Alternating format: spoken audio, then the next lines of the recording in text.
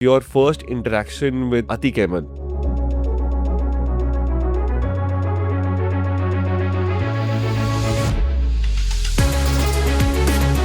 Atiq Ahmed was a pretty criminal. छोटे छोटे railway के कॉन्ट्रैक्ट्स लेता था अतीक अहमद और उस कॉन्ट्रैक्ट के बदौलत वो पैसे कमाता था।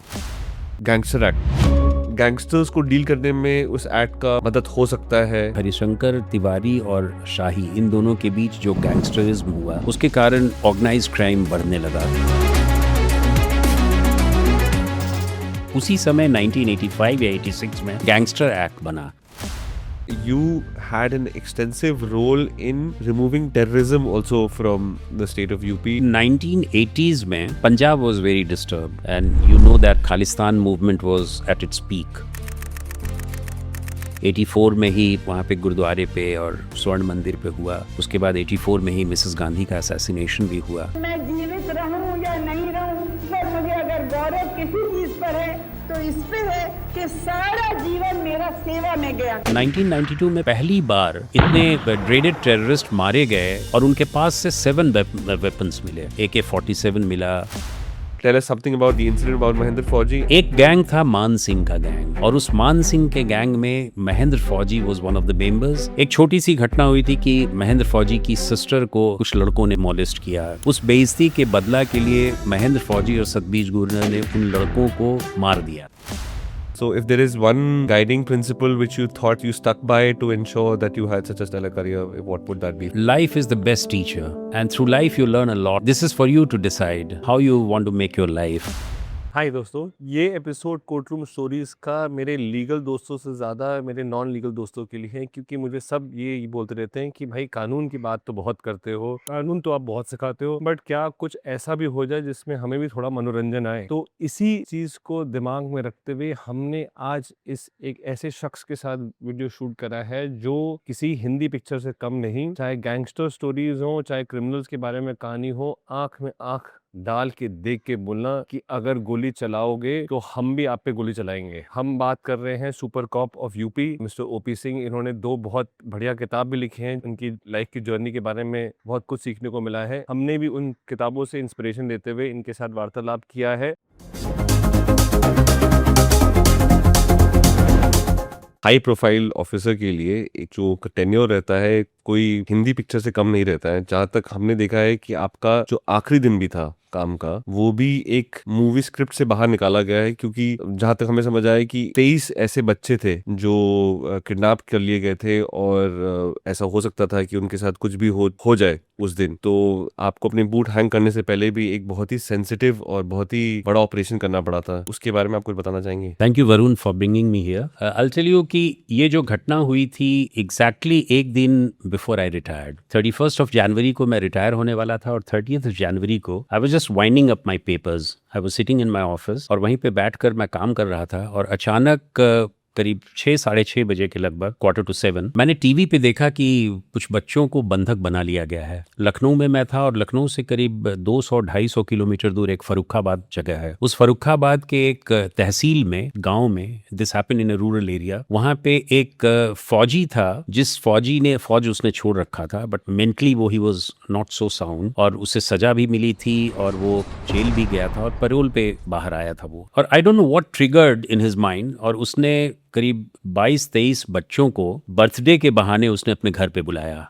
गांव का एक घर था जिसमें एक बेसमेंट भी था। नॉर्मली गांव के घर में अपने बच्चे के बर्थडे में। और 2-2:30 बजे उसने उन बच्चों को, गांव के सारे बच्चों को बुलाया और उसमें एक 7 या 8 महीने की बच्ची थी और वहाँ सबसे बड़ी जो बच्ची थी वो 9 साढ़े 9 साल की थी। और इन सब बच्चों को उसने बेसमेंट पे ले जाकर और बिस्किट्स, केक्स वगैरह जितने भी खिलाए। करीब 5 साढ़े 5 बजे जब ये बच्चे वापस नहीं आए घर पे तो उनके पेरेंट्स जो है वो चिंतित हो गए और उनके पेरेंट्स ने उसके घर पे आकर कहना शुरू किया कि भाई मेरे बच्चे कहाँ हैं सब। वो उसका दरवाज़ा घर का बंद था और अचानक जब ये लोग बात कर रहे थे तभी सडनली उसने घर के अंदर से फायर किया। God fortunately nobody got hurt और नोबडी गॉट किल्ड। उसके बाद सडनली पता चला कि उसने तो अपने इन बच्चों को बंधक बना रखा है।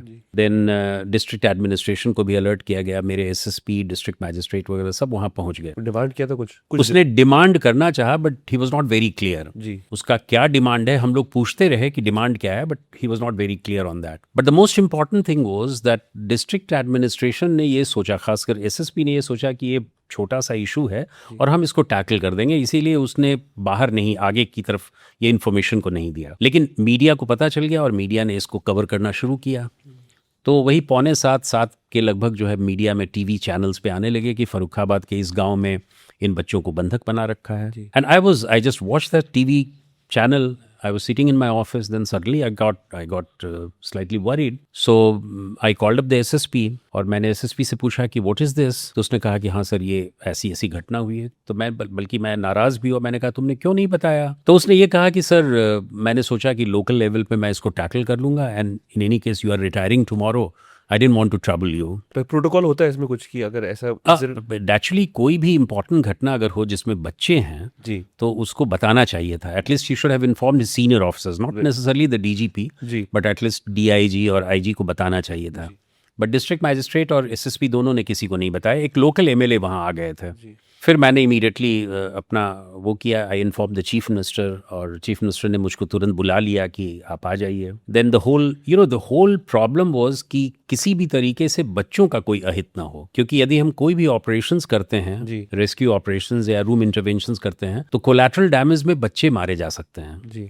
और हम लोग किसी भी दशा में उन 22 या 23 बच्चों को कोई हार्म नहीं होना देना चाहते थे। सो आई इमीडिएटली कॉन्टैक्टेड एनएसजी के जो चीफ थे, उनको इन कॉन्टैक्ट किया कि आप कोई टीम भेजिए दिल्ली से ताकि हम कुछ न्यूट्रलाइज कर सकें और रूम इंटरवेंशन के माध्यम से उन बच्चों को निकाल सकें। डीजी एनएसजी ने मुझसे कहा कि sir it will take time because वहाँ से फ्लाई करेगी और फर्रुखाबाद गाँव का इलाका है, वहाँ लैंड नहीं करेगी, तो ultimately will have to either land at Kanpur और at Lucknow and then again drive for another 2-3 hours, so it will take time, जैसा आप कहें। तो मैंने कहा कि ठीक है, let me work out it.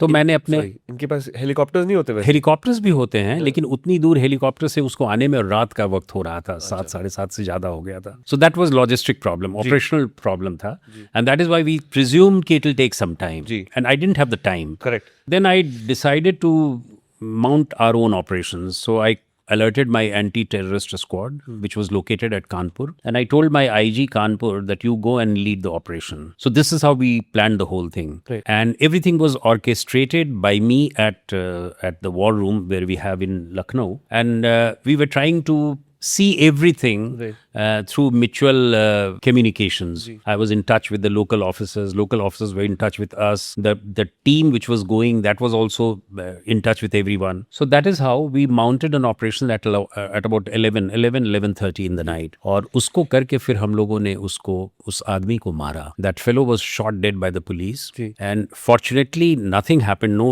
collateral damage to any child.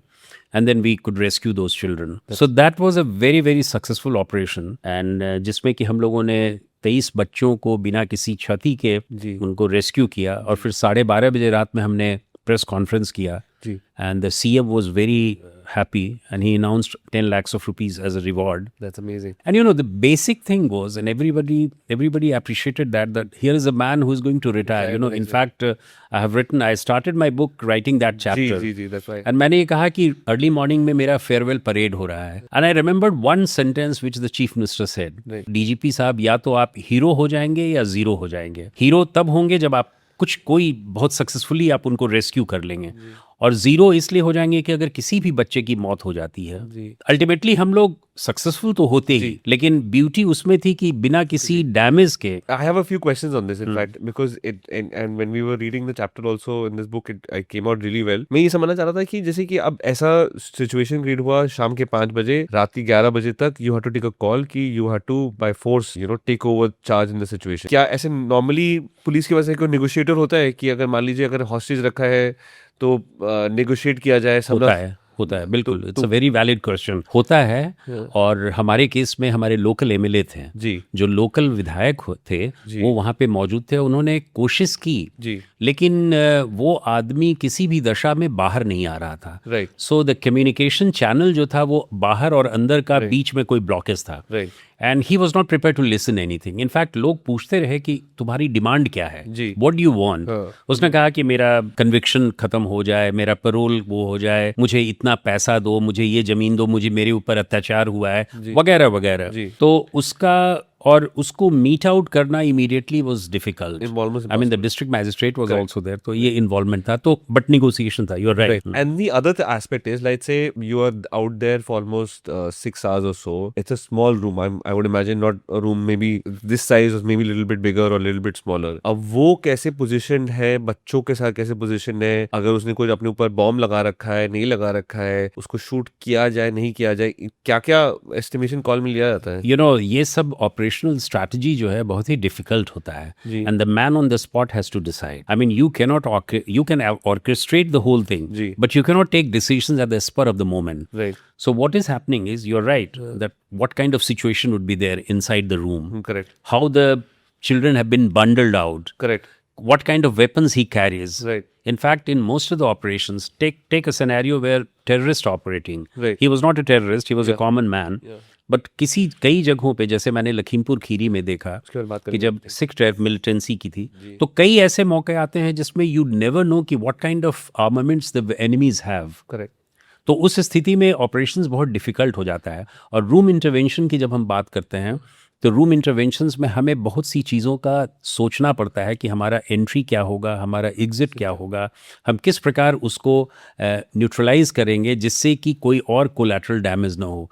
तो it's a very valid thing, and that is the beauty of the operational strategy. So, and all this, because you mentioned this, and I'm sure for you it may be a more of a course of practice because you've done it so many times in so many different scenarios.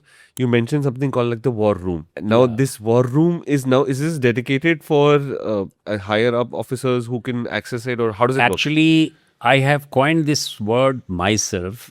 There was no war room as such. In fact, you can convert any room as a war room provided the strategic decisions are being taken. Right. So the fact that I was sitting with the chief minister, the fact that I was sitting with the chief secretary, the fact that I was sitting with other senior officers, Right. and I was trying to orchestrate. And at that time, when I was sitting there, आप सोचो सभी के phone आ रहे हैं. जी. Home secretary, union home secretary का phone आ रहा है, यूनियन होम मिनिस्टर का फोन आ रहा है, प्रधानमंत्री भी पूछ रहे हैं कि क्या हुआ, बहुत सारे मीडिया के लोगों का फोन आ रहा है. You have to respond.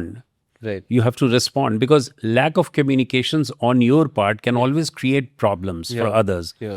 There could be rumors, there could be misinformations. Yeah. I didn't want to give a chance to misinformations. Right. So that was something, and that is why I called it a war room, precisely because the strategic decisions were being made. And what information has to go out also. Yeah, that has to be decided. In fact, that's actually, you've mentioned as a passing by reference, but I have read articles on this, and I have seen this people propagated to a large extent, that you mentioned one thing, that when the operation began, you ensured that the media does not know the next steps that you're taking, and you wanted to ensure that stays away from it. Absolutely. A lot less has been spoken about this, but the fact this aspect is so important for any kind of crisis situation, and it's not really like a principle which is followed widely across, but I think it's a very big. We have always taken lessons from the past incidents. You might have heard about 2611. Ji. In this particular case, I had already directed my officers कि आप किसी भी दशा में media को वहां नहीं जाने देंगे. I didn't want कि आंखों देखा हाल मीडिया के द्वारा हो. हालांकि ये बहुत ही छोटा ऑपरेशन था और it was rural in nature. Right. It could always, suppose out of frustrations उस आदमी ने 2-4 बच्चों को मार दिया होता. हमने नहीं मारा होता, हमारे ऑपरेशंस ने नहीं मारा होता, लेकिन उसी ने मार दिया होता. बिकॉज एक आदमी जो मेंटली बहुत साउंड नहीं है, जी.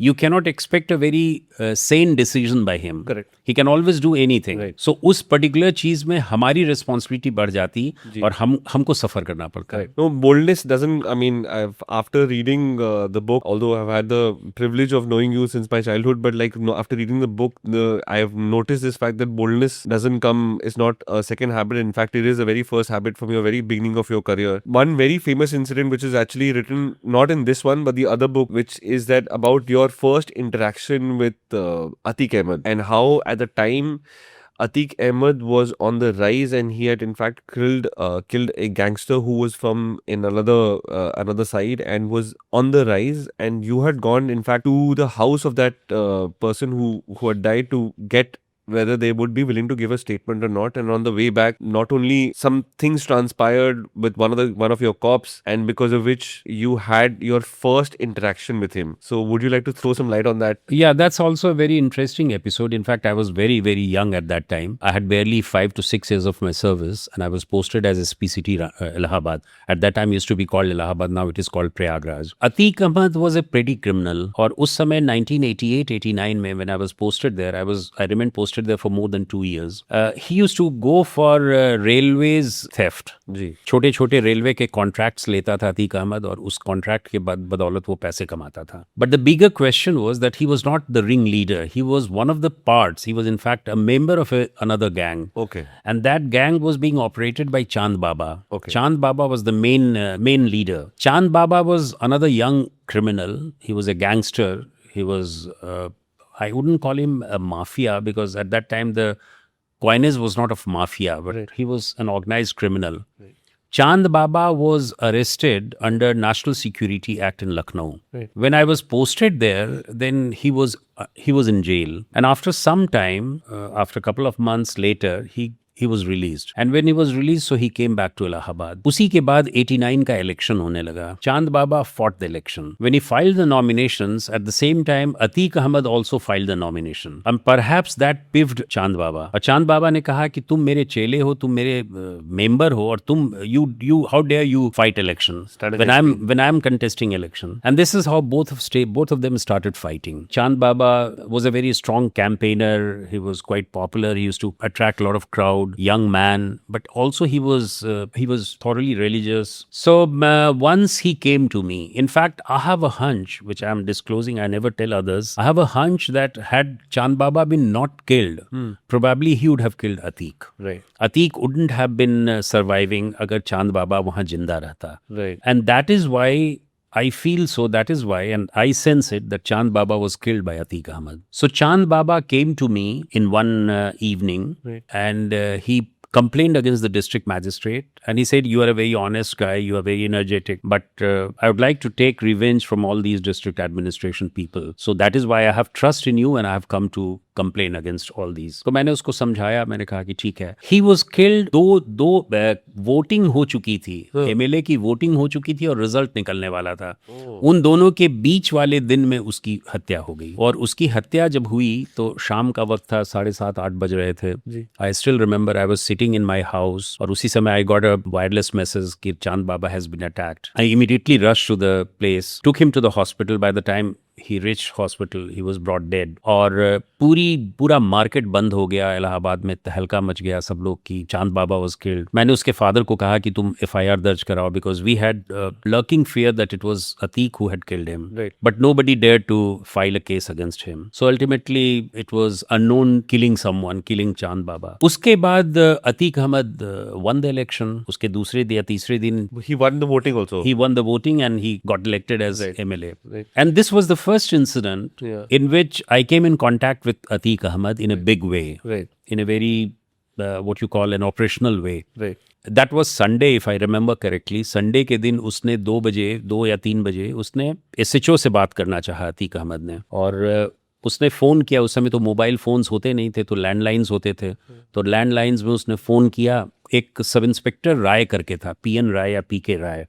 He was a young sub inspector. He was as a duty officer there in the particular police station. Atiq Ahmad ने उससे पूछा कि SHO से मैं बात करना चाहता हूँ. तो उसने कहा कि SHO कहीं बाहर गए हुए हैं. फिर उसने आधे घंटे के बाद फिर किया. He was still at round. तो उसे लगा, अतीक अहमद को लगा कि ये झूठ बोल रहा है और ये नहीं बात कराना चाहता है. उसने उसको गाली देना शुरू किया और उसको बहुत ह्यूमिलिएट किया फ़ोन पे. राय जो है उसने इसको बहुत ही उसको बुरा लगा कि being a sub inspector I am being abused by someone who has just become a politician. उसने मुझको फ़ोन किया और कहा कि सर मेरी ज़िंदगी का बहुत ही ख़राब दिन था कि मुझको किसी ने इस तरह ह्यूमिलिएट किया. तो मैंने तुरंत कहा कि you get a case registered against the MLA.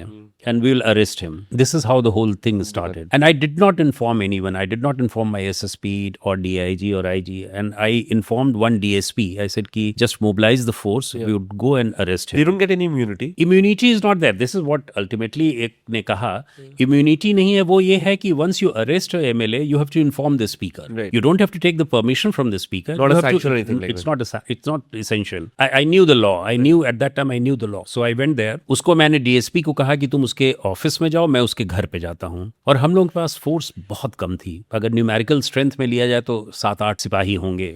Arm थे लेकिन सिपाही 7-8 से ज्यादा नहीं होंगे. But I was very courageous and I was very what you call very bold in my attitude, in my approach. मैं गया उसके गांव में और उस गांव में मिला नहीं, अपने घर पे नहीं मिला. I was returning. When I was returning, then I saw a convoy of vehicles coming. So I immediately realized कि ये अतीक अहमद का है. I spotted. I stopped the vehicle. He got out of the car and I told him कि you have abused my sub-inspector. I take you under custody. Yeah. You'll have to go with me to the police station. He became furious.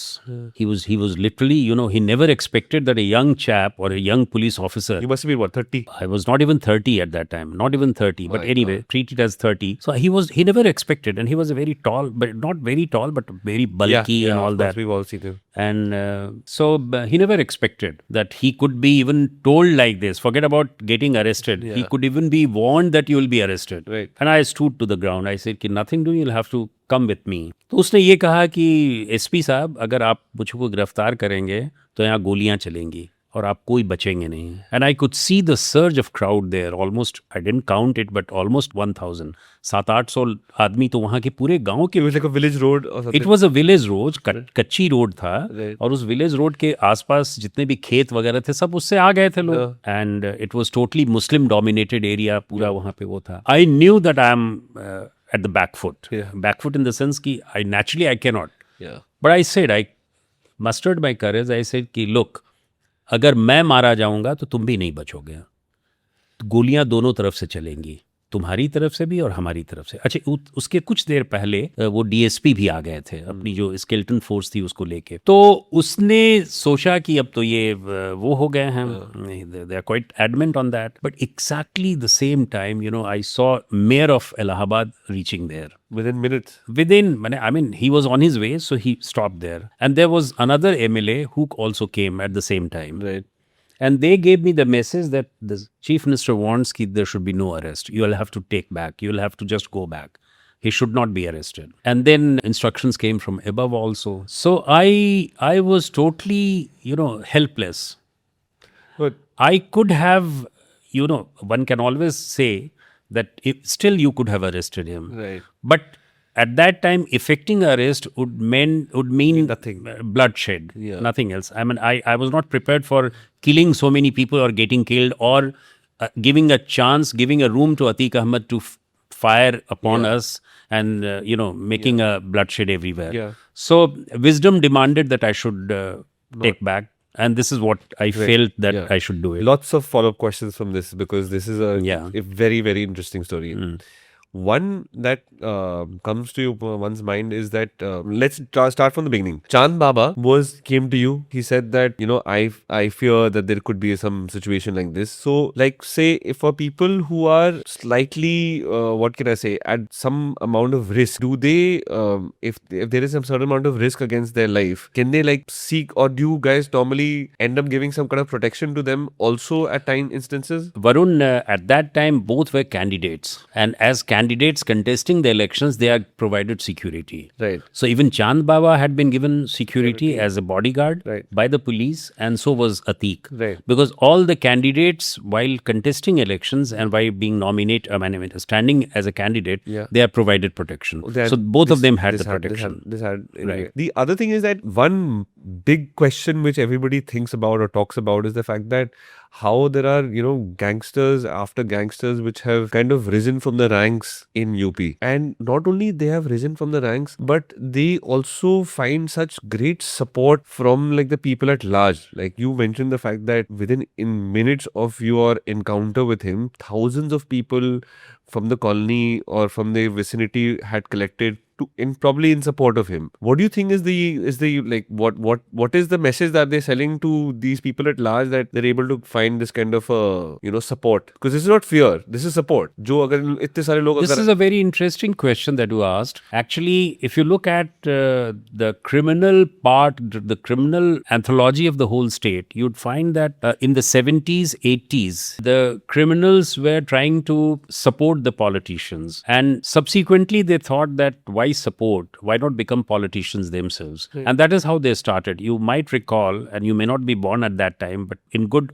olden days, say in 70s or even earlier than that, there was a big rivalry between two people, Shahi and Harishankar Tiwari in Gorakhpur. Correct. They were the first, they were the precursors of everything. In fact, the whole the gangsters act, started with that only. Right. So the whole gangsterism started with that. So that was the cornerstone of Eastern UP. Then subsequently it came over to places like Allahabad and other places. Atiq Ahmed was not a gangster at that time when I was encountering him. He was a petty criminal. Okay. But by virtue of being in politics, he became a MLA. Right. And he was being wanted by so many people, so many regional parties. Right. Samajwadi Party was also a regional party. Right. And he was being patronized by a regional party whose chief minister was ruling the state. Right. There he was, who was trying to help politics establish. Right. And in fact, when you look at the history of Atiq Ahmed, you'd find that he was so many roles in one person. He was a builder, he was a gangster, he was a criminal, he was a politician. Yeah. He was everyone. Yeah. He was in many roles, wearing many hats in one personality. Right. And he was helping various political outfits Right. to establish their supremacy. And that is why he was in Samajwadi Party. He started as an independent candidate. He became a Samajwadi Party candidate. He was also being patronized by Bahujan Samaj Party for some time.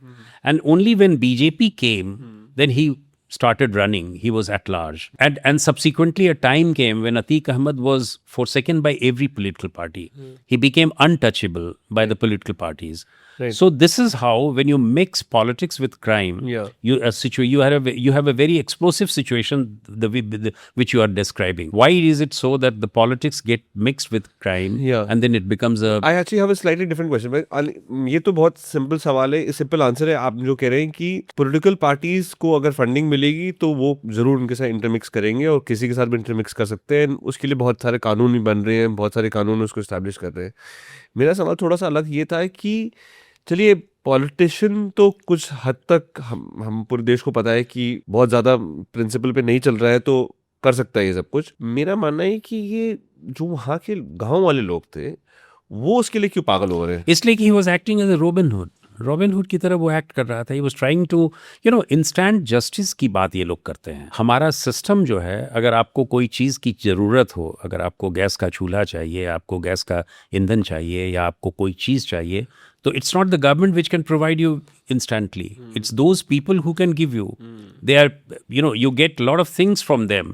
You're getting help from them.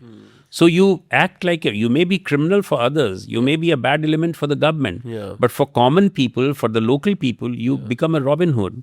And you try to help them out. एक तरीके से मतलब आप समझ सकते हैं कि जहाँ पे भी एक तरीके का इकोनॉमिकली डाउन ट्रॉडन है वहाँ पे लोगों को बाय आउट करना और उनको मतलब एक तरीके सिस्टमैटिक फेलियर ही है ना ये तो. एकदम सिस्टमिक फेलियर है कि अगर स्टेट आपको नहीं प्रोवाइड कर सकता है, अगर आप बेरोजगार हैं तो आपको जो आदमी पैसा प्रोवाइड कर रहा है, जो आदमी चीज प्रोवाइड कर आप you can be bought and simply because, and that is where the protection of the witnesses also comes. Why do the people not depose against you? Simply because they are not scared. आपसे डरे हुए ही नहीं हैं, बल्कि आपसे obliged भी feel कर रहे हैं. एक तो डर फैक्टर है ही है, but at the same time नहीं भी अगर डरे हुए हैं तो वो आपकी बातों से इतना प्रभावित हैं, आपके हेल्प से, आपके सपोर्ट से, कि वो आपके अगेंस्ट नहीं जाना चाहते हैं. नहीं, और इसी वजह से आपके बारे में और इस किताब में और जो यूपी के सिचुएशन के बारे में पढ़ते पढ़ते ऑफ कोर्स हमें पता चला है कि बहुत कुछ परिवर्तन भी आया है. एक परिवर्तन जिसके बारे में आपने अभी बात करते करते बोला कि गैंगस्टर एक्ट, मतलब in despite doing some amount of criminal work I had not read too much about it, but आप बताना चाहेंगे कि कैसे इन गैंगस्टर्स को डील करने में उस एक्ट का मदद रहा है या फिर मदद हो सकता है, और या क्या उसका बेनिफिट है? उत्तर प्रदेश हमेशा जो है नॉर्मल क्राइम्स वहाँ रहा है जी और नॉर्मल ट्रेडिशनल क्राइम्स जो होते हैं, चाहे वो डकैती हो, मर्डर्स हो, रॉबरी हो, इन सब चीज़ों में हमेशा रहा है, चाहे वो ईस्टर्न यूपी हो या वेस्टर्न यूपी हो। जैसा मैंने पहले कहा कि हरिशंकर तिवारी और शाही, इन दोनों के बीच जो गैंगस्टरिज्म हुआ, उसके कारण ऑर्गेनाइज्ड क्राइम बढ़ने लगा, गैंगस्टर एक्ट बढ़ने लगा। उसी समय 1985 या 86 में गैंगस्टर एक्ट बना, क्योंकि it was very difficult for the police जी to keep them behind the bars as a detention method. जी In fact, not only Harishankar Tiwari and Shahi, there were so many other dacoits also which were having gangs. जी तो gangs का जो की परिभाषा थी कि gangs जो है लोग बना बना के क्रिमिनल एक्टिविटीज करते थे, जी। And that was the time when Vir Bahadur Singh was chief minister 1985-86 में, और पहली बार ये gangsters and anti social activities prevention act बना। जी और उसमें दो तीन चीज़ें जो बहुत ही रिमार्केबल थी वो ये थी कि the police will have to make a gang chart बनाना होगा, और वो कई चीज़ों से उसकी एक्टिविटीज़ होंगी, न केवल traditional crimes.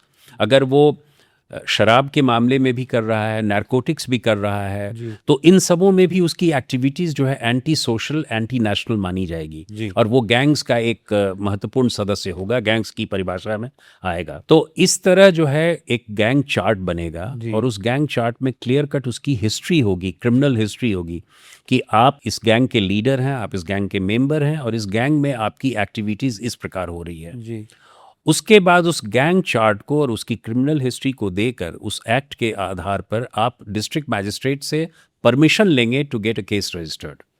Police cannot do it on its own. Right the district magistrate will give the permission to register a case against any gang on the basis of the chart, on the basis of charges, despite whether उसका chargesheet में कुछ हुआ हो, उसके न हुआ हो, कोई फर्क नहीं पड़ता है, लेकिन बिना डिस्ट्रिक्ट मैजिस्ट्रेट के परमिशन के आप नहीं कर सकते हैं। ठीक है। और उसके बाद इन्वेस्टिगेशन होगा, और उस इन्वेस्टिगेशन के बाद आप एक बार आप उसको अगर अरेस्ट करते हैं on the basis of the FIR, then it becomes very difficult, it is so stringent, bail मिलना बहुत मुश्किल होता है। As a result it became a very easy tool for the police at that time कि हम gangster act में किसी को बंद करें और उसको हम जेल में रखें। तुम्हें याद होगा कि 86 में I believe narcotics and substantive traffic act भी बना था, NDPS।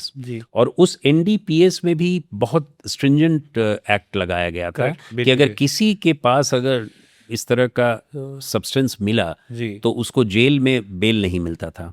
तो ये दोनों एक्ट्स जो थे, गैंगस्टर एक्ट और NDPS, दोनों बहुत ही स्ट्रिंजेंट एक्ट थे। So this is how the evolution of gangster act. मैं एक्चुअली धुरंधर की पिक्चर का एक लाइन याद आ गया कि सब्र करने का फल हमेशा अच्छा मिलता है, क्योंकि हमने देखा था कि आपकी किताब से भी हमने ये नोटिस करा कि जब स्टार्टिंग में आप काम कर रहे थे, जैसे अतीक अहमद का इंसिडेंट हो गया, आपने खुद बोला कि आपको हाईएस्ट अब से इन्फॉर्मेशन आया कि भाई अरेस्ट आप इनको नहीं करिएगा, आप जाने दीजिए। कहीं ना कहीं ये चीज में परिवर्तन आया, बदलाव आया, क्योंकि जब आप सारा टेन्योर आप खत्म करके जब when you are finally finishing off as the head of police in UP, काफी हद तक गैंगस्टर्स को और अरेस्ट प्लस क्रिमिनल्स को अरेस्ट करना ही नहीं, अरेस्ट ही नहीं करना, और काफी हद तक खत्म भी उसको डिसमेंटल करना तो हुआ। तो इसके बारे में आप क्या कुछ? I am as a police officer, when I look at my journey,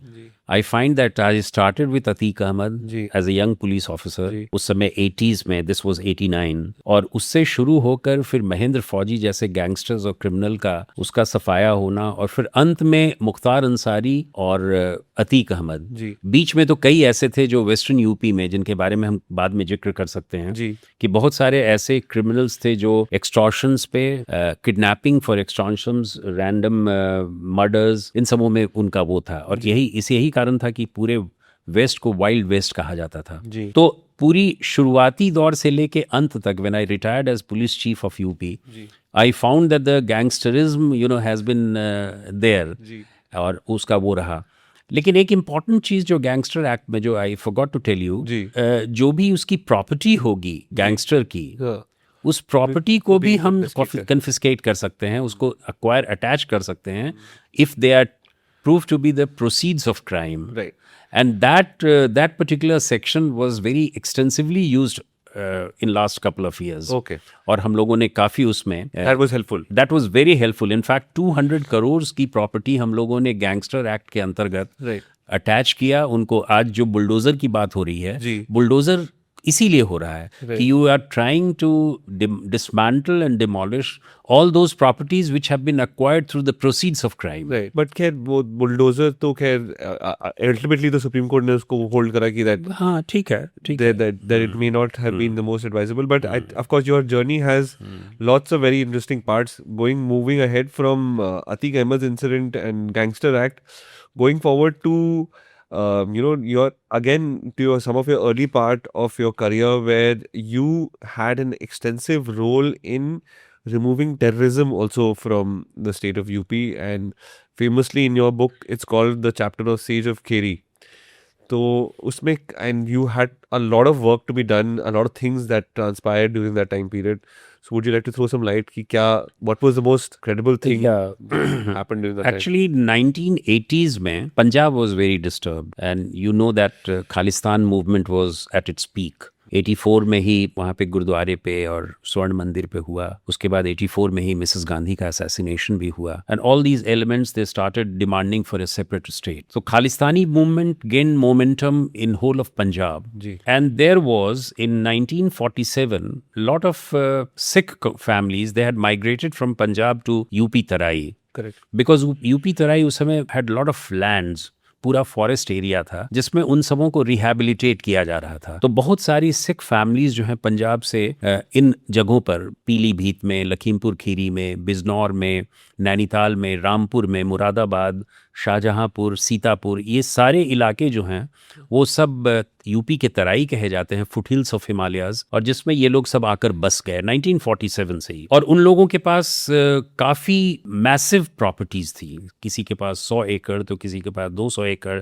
उन लोगों ने फॉरेस्ट को काट काट करके कल्टिवेबल लैंड बनाया. ये इनको रिहैबिलिटेट किया गया था इन्होंने या फिर नहीं, रिहैबिलिटेट भी किया गया था और वो लोग अपने भी आए थे. दोनों चीज़ थी. But they were being given support by the government. Right. जब ये 80s में जब पंजाब काफ़ी एक्टिव हो गया, काफ़ी हॉट हो गया because of Khalistani movement, so a lot of people they were finding shelter in UP Terai. Right. क्योंकि उनकी फैमिलीज कहीं ना कहीं थी, कोई कहीं से था, कोई कहीं से था. तो these Sikh militancy started having its footholds in UP Tarai also. तो जितने भी ये districts जिनका हमने अभी नाम लिया, उन सबों में भी terrorist activities होने लगी. They were Sikh militants. Initially जब 80s में हमने देखा कि बहुत सारे जो Sikh militants जो UP Tarai में काम करते थे, they were not so much enamored by the ideology of Khalistan. They were more for looting and amassing wealth. Right. इसीलिए वो बैंक लूटते थे. गोला में एक बैंक लूटा गया, दर्शन सिंह घोड़ा ने किया. फिर बहुत सारे लोगों को मारा गया, उनसे प्रॉपर्टीज ली गई. तो they were more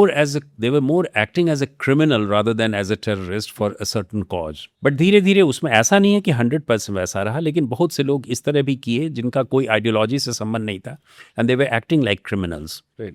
1992 में मैं एसपी लखीमपुर खीरी बनाया गया. उस समय ये Sikh militancy was at its peak 89-90 में, और बहुत सारे इंसिडेंट्स हुए थे. मुझे याद है मेरी पोस्टिंग के कुछ सालों पहले, कुछ महीनों पहले तक वहाँ पे मास किलिंग्स होते थे. हमारी पोस्टिंग के पहले एक मैलानी जगह है, भीरा मैलानी, वहाँ पे 16 लोगों को बस से उतार कर मार दिया गया. क्यों? था जस्ट हिंदूज थे वो, उनको मार दिया गया, मिलिटेंट्स ने मार दिया. तो इस तरह के बहुत सारे हुए. पंजाब पुलिस भी बहुत सारे ऑपरेशंस करती थी, हम लोग करते थे. But qualitatively speaking UP police को बहुत ज़्यादा सफलता नहीं मिलती थी. They were always at the backfoot because they were not getting information from the local populations out of fear. Right. और दूसरा एक बहुत बड़ा कारण था कि हमारे पास बहुत अच्छा वेपन्स वगैरह भी नहीं था, जिसके कारण उनके पास AK-47 था, सब कुछ था. हम लोग अभी भी 303 से चलते थे. उसी समय हम लोग AK-47 हमको मिलने लगा. तो इस प्रकार जो है मिलिटेंसी जो है वहाँ बढ़ रही थी. 92 में when I became SP there, we started having a very aggressive policing. And the first thing that I did was to have confidence of the people. Right. मैंने किसी को भी इलीगल वे में और बहुत ही खराब तरीके से टाडा में बंद नहीं किया. मैंने कहा कि I'll give you a chance to reform yourself, but give me the information. Right. All that I need is information. I will not put you behind bars falsely. Right. you have to be honest enough to tell me the informations, and that is how I gained the confidence of the people. Right. एक family ने मुझे बताया कि साहब एक particular terrorist जो है Sikh terrorist, वो पंजाब का रहने वाला है, and he was carrying a reward of 40,000 on his head, and he was to come to his house. That is how I made the narrative of the operations there in my book, but I could not find him. He did not come. The very next day he started going from Palia. There is a place called Palia. वहां से वो दिल्ली गया. उसको हम लोगों ने intercept करने की कोशिश की, लेकिन नहीं मिला. उसके कुछ दिनों के वो नहीं गया, फिर बाद में वो नहीं गया, और उसको हम लोगों ने एक चांस इनकाउंटर में वहां के दुधवा नेशनल पार्क के जंगल में उसको हम लोगों ने इनकाउंटर में मारा. 4 terrorist way shot dead. When you mean chance encounter, मतलब ऐसे पेट्रोलिंग में जो हम पेट्रोलिंग में मिल गया. कॉम्बिंग ऑपरेशंस करते हैं, उस combing operations, but we had credible informations. Right. We had certain credible informations कि यहाँ पे कुछ मूवमेंट्स हैं, Patrolling यू करें. या तो पेट्रोलिंग करें. तो इस तरह जो 4 पहले मारे गए, तो 1992 में पहली बार इतने ड्रेडेड टेररिस्ट मारे गए at one go, 4 of them, और उनके पास से 7 वेपन्स मिले. AK-47 मिला, राइफल्स मिले, तो इस तरह का मिला. That was a big recovery, that was a big operation, and Kalyan Singh was chief minister at that time. The government rewarded us with 15,000 rupees as a reward, which was small sum, but that was a way of promotion. उसके बाद हम लोग then we did not look back, and we kept on doing it, and during my tenure almost 12 या 13 terrorist मारे गए, और करीब 25 या 26 वेपन्स हम लोगों ने रिकवर किया. उसमें जनरल पर्पस मशीन गन भी था, सब कुछ था. Right. टेररिज्म जो है, सिख मिलिटेंसी जो है तराई में, because of Punjab it got aggravated, and उसमें हम लोगों की जो भूमिका थी उत्तर प्रदेश पुलिस की, वो बहुत ही एग्रेसिव थी. But at the same time we were very sure कि somehow we have to take confidence of the people. Trust, public trust जब तक नहीं आएगा, तब तक कोई भी ऑपरेशन सक्सेसफुल नहीं हो सकता है. So that was you the- mentioned that point about public trust, and you said that I will not arrest anybody in Tada and not keep them under bars. There is no case made out. To my mind, it sounds like it's like, if I want to make my colleague work, I'll be like, भाई तुमको मैं छुट्टी नहीं दूंगा, छुट्टी. I mean, maybe छुट्टी analogy would not be probable, right, for this, but like I can't give them a false threat to ensure कि उनसे मैं काम निकलवा पाऊँ. मतलब I'm sure there must have been more to just not arresting them for improper things than just. Look, gain confidence. that can cut both ways. Yeah. If you want a public trust, Yeah. then you have to show your trust towards them. Right. ये कहना बड़ा मुश्किल है कि आप उनको falsely बंद भी करते रहेंगे और ट्रस्ट की भी बात करेंगे. Sometimes it so happened that I knew that this man knew about it, but I'm deliberately trying to avoid it. Simply because that in the long run I'll have a confidence. So ये confidence building measures जो है वो all of a sudden नहीं होते. It takes time. Correct, of course. It goes on for months and months.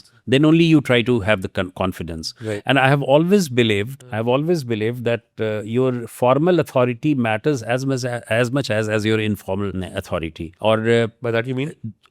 I mean is that, whatever you are as a police officer, you have to be a police officer all the time. You cannot act like a police officer in your chamber and at home you act like something different. You have to be conscious enough to deal with them in a very trustful manner, in a very honest manner. And that is why your leadership should be shared with someone. Your leadership should be a positional leadership. Right. It should not be through authority. Right. You have to, in fact, I have mentioned one particular story in that second book of mine, जिसमें कि Punjab police एक हमारे सरदार को वहां से उठा कर ले गई. वो इसमें भी है. इसमें भी है. जो जब one of your friends who 84 के commotion के बाद who got lost. Are you talking about him? No. This is about Sardar, who was a fertilizer trader, very nice person. He knew me a little bit, not much, and he was picked up by the Punjab police और उसको ले गई वहाँ पे. Mr. KPS Gill was DGP at that time, and I made sure that he's released. और it's a very interesting episode there. And after that मुझको सरोपा और सब चीज दिया गया गुरुद्वारे में. They felt that he is a man who can do anything to save the life of a Sardar, to save the life of a Sikh person. That's wonderful. No. So I'm presuming that over a course of time, when you develop that faith and confidence within the people of that region, you must have had some informal agents also who would be Yes, we had our informers. who were on the payrolls of the state government. Yeah, it's difficult. Yeah, I mean, they could be on payrolls also. They could be on, you try to oblige them through various means. Right. So that is how the police functions. Yeah, because nowadays we see so many such shows that sometimes you enroll a criminal only to ensure to see that how to understand the mindset of other criminals, and therefore you will have like a criminal assisting you. Varun, this is something which depends on and varies from person to person. Police operations and strategies are not a hard, fast, not a straight-jacketed operation. Correct. You cannot say that all the shoes fit the same size. Absolutely. So you have to employ your strategy depending on the circumstances, depending on the situations. So what works in Bulandshahr may not work in Sitapur. What works in UP may not work in Tamil Nadu. So it's difficult to say, but all that I can say is that leadership has to be visible, the vision has to be shared, and strategies have to be discussed and strategized. That is more important. There's something you referred in the Siege of Kerry about a blue beacon theory. In the Siege of Kerry, you said the most famous story from this period involves Singh's decision regarding his official vehicle Blue Beacon. Do you recall this part or? No, I recall this. I can tell you. Ji. When I joined Lakhimpur Kheri, I used to go in the evening for patrolling and all. Then my driver never used to have the blue light on in my official car. Right. And I immediately said that why are you not putting the light on? He said that you'll be an easy target for the terrorist. I said, forget about that, but you can also be a source of confidence to other people. A lot of people will see your blue light and they will feel confident that here is my SP who is patrolling, so that can work both ways. So I feel that your job is to provide confidence. Instill confidence in that. Yeah, rather than, being an easy duck and easy target for that. Well, that's actually a very, very interesting as well. In fact, one also tries to think about your mindset from these very early days, from Atiq Ahmed to, dealing with terrorists in Kheri. Where does this confidence, who instilled this mindset or confidence in you for you to be able to take these decisions at that point of time? I always feel that for an administrator and more so for a police officer, संवेदनशीलता होना बहुत जरूरी है. If you are a sensitive person, ji. you can give a good account of administration, whether you are an IAS officer or an IPS officer or whether you are anybody. Ji. The emotions, the empathy, the compassion, the kindness, all these things need to make you a perfect man. So I felt that if you want to do justice may not be the way the legal terminology is there. Yeah. I'm not talking of the instant justice. I'm not talking of the false encounter or fake encounters. But I'm talking of giving justice to the man who needs it so badly. As a police officer, you have to be 24/7.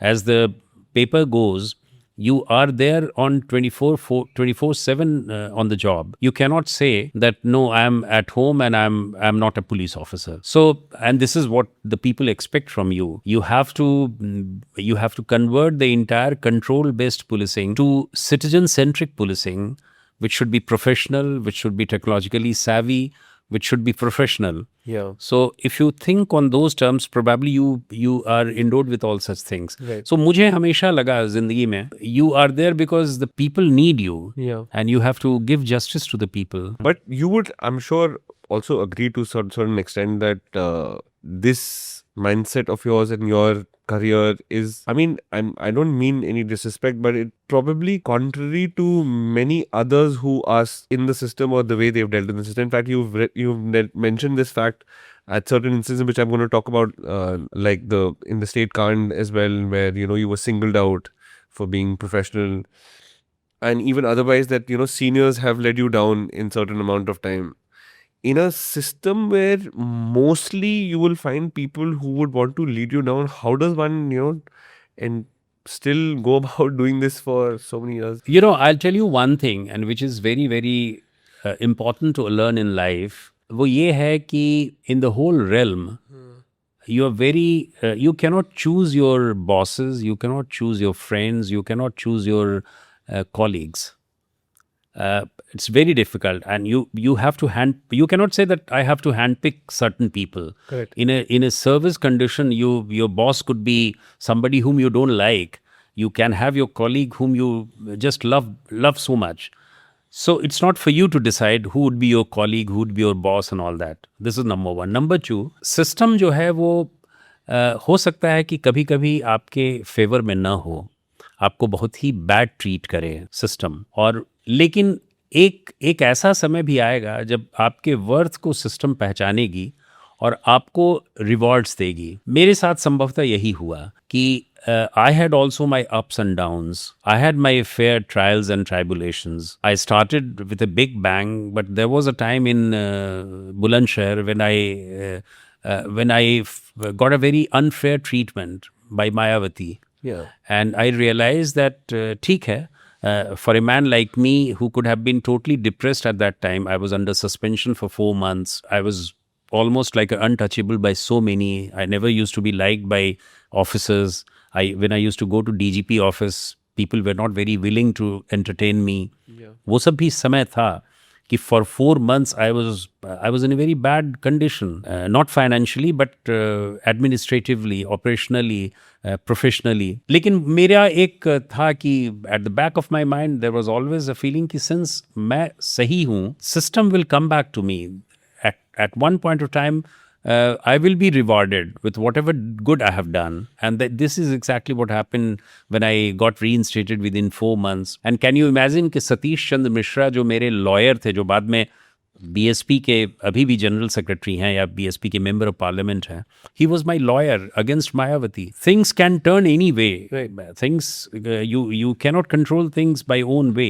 And whichever things which you cannot control, why to think about it? I'll come back to the question about honest officer versus corruption later point, but I think one very important aspect that you've touched upon while talking about this is about the incident with Mayawati, and I want to take you towards about a little bit of a background about that incident, because I think a very famous encounter just prior to that was getting rid of another very famous criminal at that point in time, Mr. Fauji. Mahendra Fauji. So why don't you tell us something about the incident about Mahendra Fauji and the famous State Guest House Kand? Yeah, both are related. Yes. Both are very much interconnected with each other. I was talking about 70s and 80s of UP. As you had the gangster, as you have the gang rivalry in Eastern UP, similarly in Western UP, all of a sudden, the prices of land started soaring up. Delhi में national capital में बहुत ज़्यादा वो होने लगे, advancements होने लगे. और जितने भी वेस्टर्न डिस्ट्रिक्ट्स थे वो सब बहुत ही ऑल ऑफ अ सडन बहुत इंपॉर्टेंट हो गए. चाहे वो गाज़ियाबाद हो, चाहे वो नोएडा तो उस समय नहीं था, पार्ट ऑफ गाज़ियाबाद, बुलंदशहर हो, अलीगढ़ हो, मेरठ हो, ये सब जितने भी डिस्ट्रिक्ट्स है उसमें लैंड्स के प्राइसेस बहुत बढ़ने लगे. और उसी समय लैंड माफिया यहाँ पे बहुत ही ज़्यादा होने लगा. जिस तरह वहाँ पे क्रिमिनल एक्टिविटीज़ ईस्टर्न यूपी में हुई, वेस्टर्न यूपी में लैंड माफियाओं का काफ़ी बोलबाला होने लगा. और उस लैंड माफिया में बहुत सारे गैंग्स बने. कोई त्यागी गैंग होता था, कोई यादव गैंग होता था, कोई गुजर गैंग होता था, इस तरह का होता था. एक गैंग था मान सिंह का गैंग, और उस मान सिंह के गैंग में महेंद्र फौजी was one of the members, और उसके साथ ही एक सतबीर गुजर भी था. दोनों एक ही गांव के रहने वाले थे और दोनों मान सिंह के गैंग में काम करते थे. एक छोटी सी घटना हुई थी कि महेंद्र फौजी की सिस्टर को कुछ लड़कों ने मॉलेस्ट किया, कुछ लड़कों ने बेइज्जत किया. उस बेइज्जती के बदला के लिए महेंद्र फौजी और सतबीर गुजर ने उन लड़कों को मार दिया, उसकी हत्या कर दी. And that is how he became famous and he started having criminal activities. और धीरे धीरे फिर उसने जो है उस गैंग से अपना गैंग बना लिया. और एक इंटर कॉलेज का एक प्रिंसिपल, एक मैनेजर था, उस मैनेजर की उसने हत्या की. वो मैनेजर जो है वो इंटर कॉलेज का मैनेजर ही नहीं था, वो म्यूनसिपल बोर्ड का चेयरमैन भी था. और उसके कारण बहुत सारी लैंड ग्रैबिंग्स हुआ करती थी. तो ये सारी जो चीज़ें थी वो लैंड से रिलेटेड था. और महेंद्र फौजी became a famous criminal because of the land grabbing. Land grab करने लगा. उसने फिर उस मैनेजर को भी मार दिया. उसने फिर एक एमएलए को मारा, एमएलए के भाई को मारा. इस तरह उसके 50-60 मुकदमे थे, जिसमें हत्या के मुकदमे थे, एक्सटॉर्शंस के मुकदमे थे, रॉबरीज के मुकदमे थे. और वो पूरे लेट 80s में 84-85 के बाद से he started he was never arrested by the police. In fact वो वहाँ से भाग गया, वो कभी पुलिस की गिरफ्त में नहीं आया। 94 में आई बिकम एसएसपी बुलंदशहर और ठीक उसी तरह एक चांस इनकाउंटर में Mahendra Fauji were shot dead by Bulandshahr police. At that time I was SSP Bulandshahr. Mahendra Fauji के ऊपर 1994 में 2 लाख रुपए का इनाम था। 1 लाख रुपए का इनाम उत्तर प्रदेश पुलिस ने किया, उत्तर प्रदेश सरकार ने किया था, और 1 लाख रुपए का इनाम दिल्ली पुलिस ने। और वो कई जगहों के पुलिस के द्वारा वांटेड था, दिल्ली, राजस्थान, हरियाणा, पंजाब, उत्तर प्रदेश, और वो कभी पकड़ा नहीं गया था लेट 80s में कभी। इसलिए हम लोगों के पास बहुत बड़ी दिक्कत थी कि उनके उसका फोटोग्राफ नहीं था हमारे पास। And then we got a credible information that he is somewhere spotted in Bulandshahr, in Ghaziabad Bulandshahr. और उसमें हम लोगों ने पेट्रोलिंग किया, नाकेबंदी की, और उस नाकेबंदी में हमारे जो पुलिसकर्मी लगे हुए थे उन लोगों ने उसको चांस इनकाउंटर में मारा।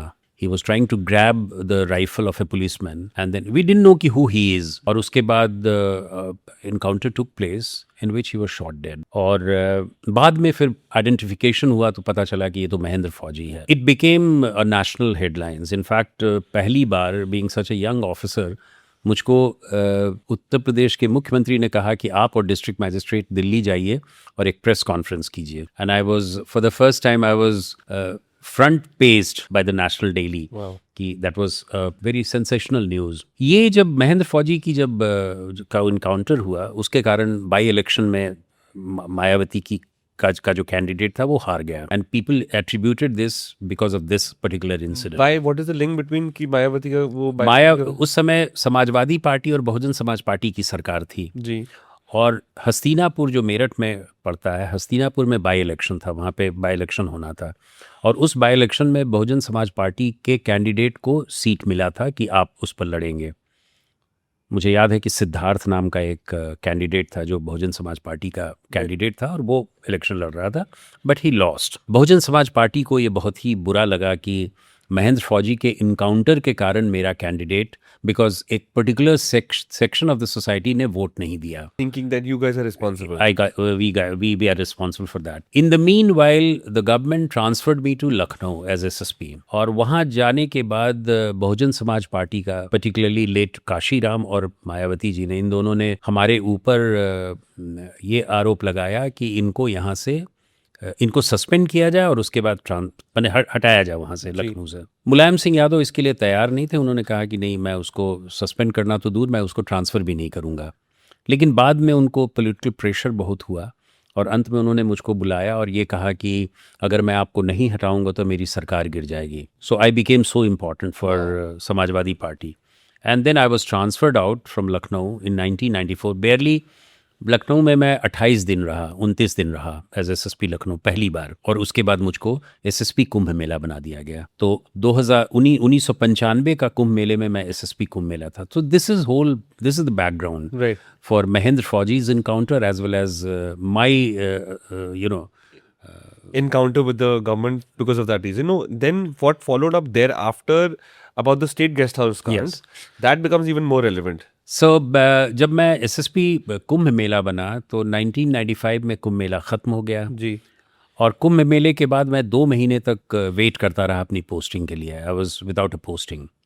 I was living in Allahabad eight that time. 1 जून 1995 को मायावती की पार्टी ने अपना विड्रॉ कर लिया सपोर्ट सरकार से, और उसके बाद अल्पमत में आ गई। उस समय मायावती जी अपने पूरे एमएलएज के साथ स्टेट गेस्ट हाउस लखनऊ में ठहरी हुई थी, और उसी रात सरकार ने 34 आईएएस और आईपीएस ऑफिसर्स को ट्रांसफ़र किया and I was one of them. कई ट्रांसफर्स हुए, कई डिस्ट्रिक्ट मैजिस्ट्रेट ट्रांसफर्स हुए, कई एसएसपीज ट्रांसफ़र हुए। मुझको एसएसपी कुंभ मेले से एसएसपी लखनऊ दूसरी बार बनाया गया। where the guest house was, state guest house Meera Marg पे। और मुझे लखनऊ आना था इलाहाबाद से, because I was located at Allahabad. I was very reluctant to join as SSP Lucknow, because Lucknow में मैं रह चुका था और my experience was not good. लेकिन सरकार की वो थी कि नहीं, आपको ज्वाइन करना है। सो एट 12 साढ़े 12 बजे दिन में मैंने एज एसएसपी लखनऊ ज्वाइन किया। और उसी समय मायावती, मुझे कोई खबर नहीं थी, मुझे कुछ बताया नहीं गया था, कोई इंटेलिजेंस रिपोर्ट मुझको नहीं दी गई थी। 4 बजे के लगभग वहाँ पे समाजवादी पार्टी के गुंडे जो हैं वो आके उन्होंने तंग करना शुरू कर दिया। ऐसा भी कहा जाता है कि किडनैपिंग किया या वहाँ पे एक्टिविटीज़ की। आई एम सॉरी, कहाँ पे जाके? स्टेट गेस्ट हाउस, जो गेस्ट हाउस था वहाँ मायावती अपने समर्थकों के साथ, अपने बैठी थी। एमएलएज के साथ बैठक कर रही थी जी। और उस समय मैं ज्वाइन किया था लेकिन मुझे नहीं मालूम था उसके बारे में। और लगभग 4 सवा 4 बजे I was meeting the district magistrate. और उसी समय मीटिंग के समय ही हम लोग दोनों को ये पता चला कि स्टेट गेस्ट हाउस में कमोशंस है, वहाँ पे गड़बड़ी हो रही है। So both of us rush to state guest house. मैं बल्कि डिस्ट्रिक्ट मैजिस्ट्रेट की कार में ही उनके साथ स्टेट गेस्ट हाउस आया। और जब तक मैं आया तब तक वहाँ से सब लोग जा चुके थे, भीड़ वहाँ पे थी। और एक विधायक जो है उसको जबरदस्ती समाजवादी पार्टी के गुंडे जो है वो उठाकर ले जा रहे थे। हम लोगों ने वहाँ पे लाठी चार्ज किया और लाठी चार्ज करके उस विधायक को बचाया। ठीक है। और उसके बाद जो है वहाँ पे लाठी चार्ज करके सारा चीज़ शांत किया गया। और हम और डिस्ट्रिक्ट मैजिस्ट्रेट दोनों रात भर वहीं पे स्टेट गेस्ट हाउस में रहे। उसके बाद दूसरे दिन पूरे दिन भर रहे और उसके तीसरे दिन मायावती जी को मुख्यमंत्री बना दिया गया। वहाँ पे ये समझा गया कि ओपी सिंह के कारण ही समाजवादी पार्टी का ये सब जो हुआ, उन्होंने कोई एक्शन नहीं लिया, जबकि ये मेरे आने के पहले से हो रहा था। और उस पे मायावती ने पहला जो ऑर्डर किया एज चीफ मिनिस्टर, वो मुझको सस्पेंड किया। और मैं लगभग 4 महीने तक सस्पेंड रहा। मेरा सस्पेंशन रिवोक किया गवर्नर ने तभी जब मैंने बहुजन समाज पार्टी की सरकार गिर गई और 4 महीने में सरकार गिर गई। सो ये स्टेट गेस्ट हाउस का। और मैंने उसमें कोई एफआईआर भी हुआ था? एफआईआर भी हुआ, मेरे अगेंस्ट भी हुआ एफआईआर। और मैंने भी रिट फाइल किया मायावती के अगेंस्ट। और मैंने कहा कि मुझको बहुत ही गलत तरीके से ये सस्पेंड किया गया है। और उसी में सतीश चंद्र मिश्रा मेरे लॉयर थे, जो हमने हाई कोर्ट में किया था। और बाद में फिर कल्याण सिंह मुख्यमंत्री बने और कल्याण सिंह ने हमारे सारे केसेस को वापस लिया। स्टेट ने फिर प्रोसिक्यूशन को विड्रॉ कर लिया हमारे केसेस को। So just to understand the incident a little better, my understanding and for everybody else also, Mayawati was stationed there to break the government because she was in coalition government with the other party. The ruling party also went there to poach Mayawati's. Absolutely. And in order to stop the poaching and from all that from happening, you were made to be positioned there. No, I was already SSP Lucknow. Right. I took over as SSP Lucknow at 12:30 in the afternoon. At 4 p.m. you were there because there was a lot of commotion there. There was a lot of commotion and I was sitting with the district magistrate. उसी समय हम लोगों को सूचना मिली कि state guest house में हंगामा हो रहा है। So law and order को अपकीप करने के लिए अच्छा, लॉ एंड ऑर्डर के लिए वहाँ पे ड्यूटी लगा दी गई थी। वहाँ मैजिस्ट्रेट्स और पुलिस ऑफिसर्स ऑलरेडी लगे हुए थे। मेरे एसपी सिटी वहाँ पे थे, एडीएम सिटी वहाँ पे थे, मैजिस्ट्रेट, सिटी मैजिस्ट्रेट सब लोग लगे हुए थे। तो जब हम लोगों को ये सूचना मिली तो हम और डिस्ट्रिक्ट मैजिस्ट्रेट इमीडिएटली वहाँ पे गए। हम लोग 4 साढ़े 4 5 बजे के लगभग वहाँ पहुँचे। और हम लोगों ने देखा कि वहाँ पे भीड़ इकट्ठा हुई है और एक विधायक को जबरदस्ती ले जाया जा रहा है। और हम लोगों ने फिर उसको स्टॉप किया। And the allegation against you was made? So allegations was that, allegation ये था कि एसएसपी को लाया इसलिए गया है कि ये इस तरह की घटना हो। Number to one, create the commotion, to facilitate poaching. Okay. Number two, that he did not act. Whereas the fact of the matter was that I was not there. I was not present there. I didn't know anything about it. So when I came there on the scene along with the district magistrate, when we saw things happening like this, we took action immediately. No, but tell me one thing. This is so humiliating. Honest cop comes from outside city who's not even wanting to be in the city because the place is not good enough. You're not getting paid anything extra to do your job properly. One, you're trying to do the job, and on top of that, you get all these allegations also. How does one continue doing jobs? Absolutely. Like that? And that is why I got humiliated and I was placed under suspension barely after 24 hours. And then I filed a petition against Mayawati ji in the High Court. I said, no, this is totally illegal and unconstitutional that you are placing somebody of a SSP rank officer under suspension. Or खैर वो तो that couldn't see the light of the day, that because of decision, the because of later withdrawal of the case. later no, withdrawal तो बहुत बाद में हुआ because fall of the government. Okay. Fall of the government के कारण इन्फ्रक्चुअस हो गया because governor ने इमीडिएटली हमको फिर रीइंस्टेट कर दिया. Right. You could have filed a defamation. Defamation I could have filed, yes. But you didn't. Yeah, but You were in service. I was in service and I didn't want to pursue it further because I was already reinstated for that. And then subsequently Kalyan Singh government withdrew all the cases against me. So this is the whole No, I state mean, chaos. which begs the question that how does an honest officer survive in a world which is full of push and pulls and strings where people want you to be subservient, people want you to be, bowing your heads to the executive, then if it doesn't, I mean, you must have been in service, what, maybe 10 years at that point of time? At that time I was in 12 years of my service. I mean, it's challenging. It's not, I mean, It's very challenging and that gave me a different mindset for the service. Imagine कीजिए कि एक young officer को आप इस तरह humiliate करके आप suspend करते हैं तो एक पूरी मानसिकता बदल जाती है Right. और लगने लगता है कि what are you doing for? You're doing for this thing, but the rule of law has to be established. In fact, one more slightly different question from this, but this is a fake case against you, but there is also, on the flip side, there is also a huge discussion about fake encounters as well. Do you think that in the large number of cases that go on, at least in the recent past, in the state of UP and all the cleanup act, these allegations of fake encounters, what do you have to say? If you look at the problems, then you find कि allegations इस तरह के fake encounters हमेशा लगते रहे हैं. UP में पिछले 40-50 सालों से इस प्रकार के होते रहे हैं. जब से हम लोगों ने सर्विस किया उस समय encounters fake है या real है इस पे हमेशा डिबेट होता रहा.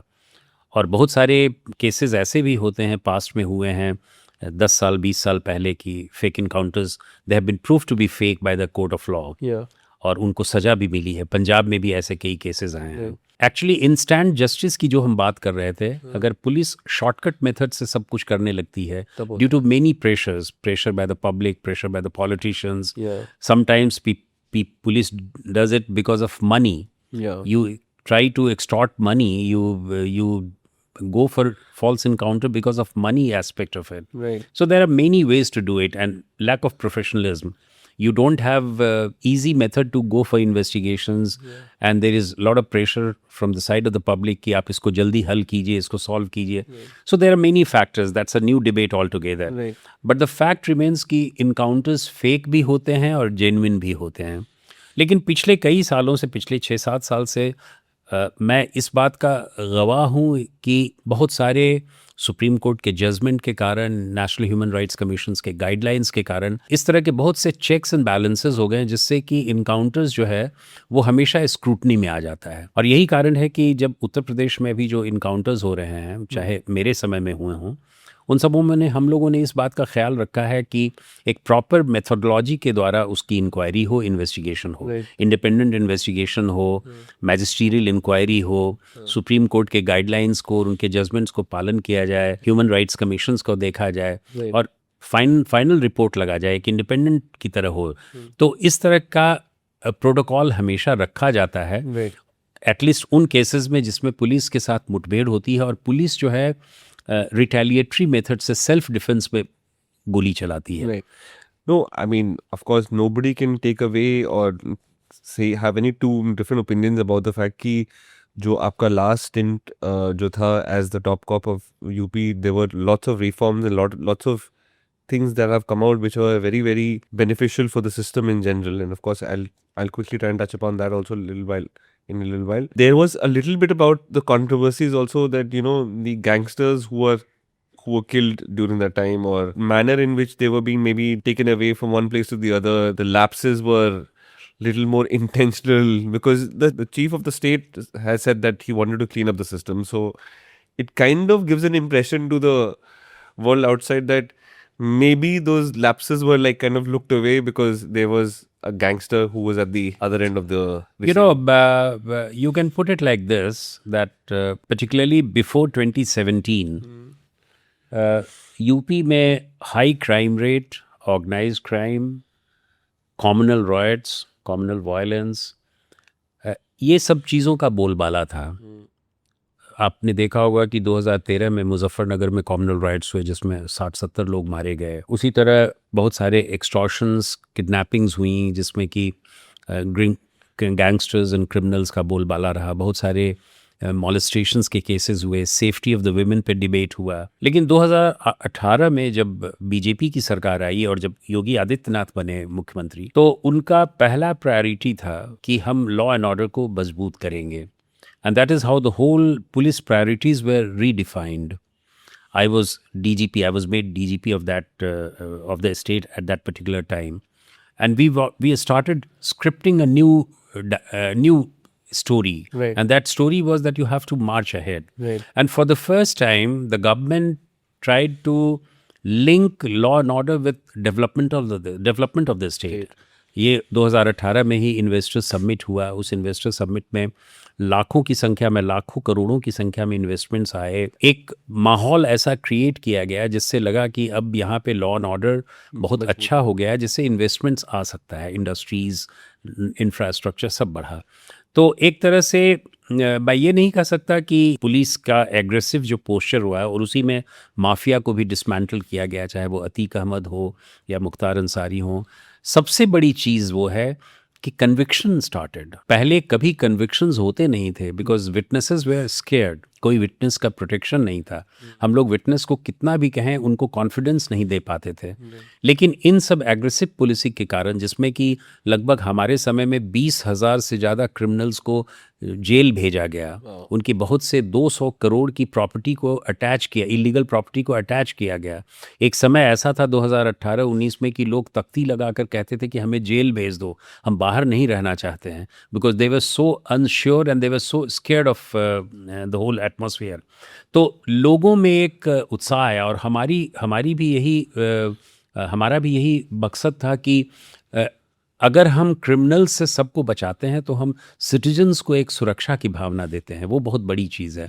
तो ये पूरा स्क्रिप्ट जो है वो 2018 से शुरू हुआ, जो अभी तक चल रहा है। और यही कारण है कि ईज़ ऑफ डूइंग बिजनेस में यूपी आज 11वें रैंक से 2nd रैंक पे आ गया है। इन्वेस्टमेंट्स में, इंफ्रास्ट्रक्चर्स में, सेफ्टी within India.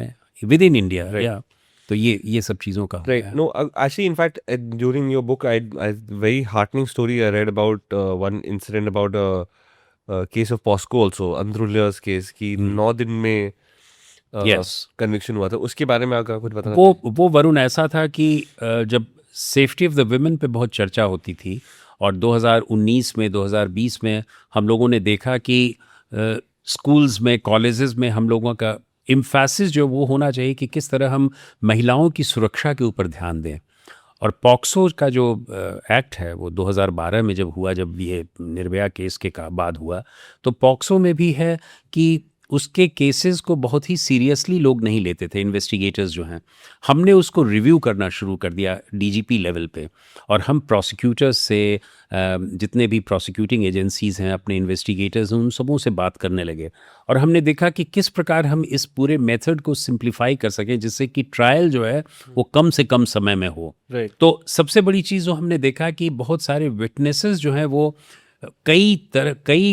बड़ी संख्या में विटनेसेस होते थे इन्वेस्टिगेशन में, जिनका बयान लेना बहुत मुश्किल होता था। तो हमने उसकी शॉर्टनिंग की। Right. और हमने देखा कि हम ट्रायल को, प्रोसिक्यूशन को हम किस प्रकार कम कर सकते हैं। Right. और यही कारण है कि औरैया में 9 दिनों में इस तरह मतलब rather than prosecution relying on कि 25-50 विटनेस हो, Witness- दो तीन विटनेसेस, स्टार विटनेस हो, जिससे कि हमारा काम चले। जो या तहकीकात की टाइम पे हो या फिर something related, So prosecution was very important and that was the backbone. Right. And I needed to, and that is why prosecution के लिए हमने workshops लगवाए, हमने investigations, जो investigating officers थे उनके हमने workshops लगा के उनको सिखाया कि किस प्रकार हम इन क्वालिटेटिव इन्वेस्टिगेशंस कर सकते हैं। Right. तो इस तरह हमने पॉक्सो के केसेस में महत्वपूर्ण काम किया। और यही कारण है कि औरैया में या हमीरपुर में इतने कम समय में कन्विक्शन संभव हो। हाँ, एक आपने शायद 29 दिन में भी करा था। हमीरपुर में तो बेसिकली उस 29 दिन आप कह रहे हैं from the time of the incident to incident, from the time of incident till the conviction. ये 29 दिन में इसी तरह का हुआ, investigations included. My god, so मतलब आपने लगभग 10-15 दिन में ऑफ कोर्स उसमें हम, चूंकि यू नो कि पॉक्सो केसेस में स्पेशल कोर्ट्स होते हैं, जी, स्पेशल कोर्ट्स बनाए जाते हैं और उस स्पेशल कोर्ट्स के आधार पे होता डे है, टू डे ट्रायल भी हो सकता डे है। टू डे ट्रायल भी हो सकता है, तो डिपेंड करता है कि प्रोसिक्यूशन कितना मदद कर रहा है। तो बेसिकली उसमें आपने जल्दी इन्वेस्टिगेशन खत्म किया, 2-3 विटनेसेस बनाए, डिफेंस एविडेंस लीन करा और उसके बाद वो हो गया। कंक्लूड कर दिया आपने। ये मतलब actually it's quite heartening, because आधे से ज्यादा समय तक तो हम यही देखते हैं कि केस ट्रायल में शुरू ही नहीं होता है, लिस्ट ही नहीं होता है। इसीलिए पार्ट ऑफ द रीजन है कि Yes. एटलीस्ट इकोनॉमिक ऑफेंसेस में भी इतने बड़े बड़े चार्जशीट बन जाते हैं, इतने बड़े बड़े विटनेस लिस्ट बन जाता है कि उसको प्रूव करते समय भी बहुत दिक्कत होती है। तो ऐसा आप इकोनॉमिक ऑफेंसेस तो मेरे ख्याल से थोड़ा यूपी में उस टाइम वो गैंगस्टर्स में हम लोगों ने बहुत सारे किए, गैंगस्टर्स में जो इलीगल जो हमारे प्रोसीड्स ऑफ क्राइम है उसको हम लोगों ने अटैच किया, राइट, उसमें भी आपने कोशिश करा कि कोशिश किया उसमें भी, और पहली बार कन्विक्शन हुआ उसमें। बहुत सारे अतीक अहमद वगैरह के केसेस जो हैं कन्विक्ट हुए हैं। Right before his death he was convicted in a court of law. Right, you wore a very different avatar other than doing so many Herculean good jobs for the state of UP, you know, as a state of head of police or even as SSP in different tenures. And I want to touch upon the other part of the journey जहाँ आप NRDF जब form हुआ and you were leading that responsibility as well. And there's a very heartening story about how when during an earthquake in Nepal you were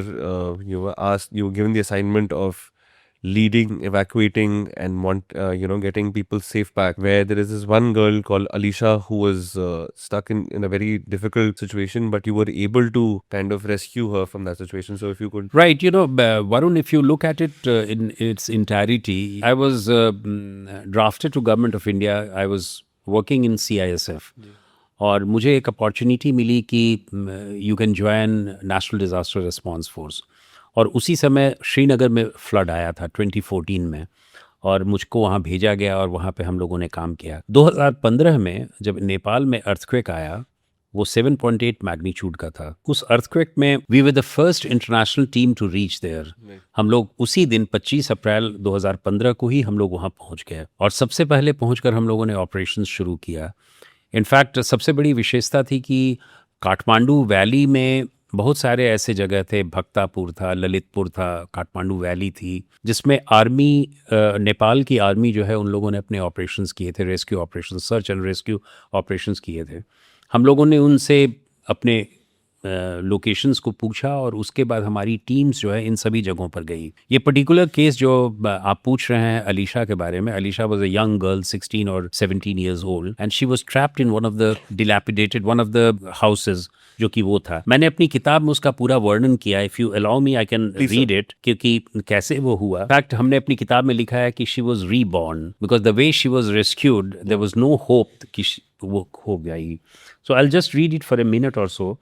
A 16-year-old girl identified as Alisha was one of the first few survivors of the Nepal earthquake. Alisha became the hope of the Indian NDRF rescue team on its arrival at Kathmandu. Barely 12 hours after the first shocks hit the region, Alisha was buried for over 12 hours. 12 घंटे वो अंदर रही, under a 4-story building that had collapsed.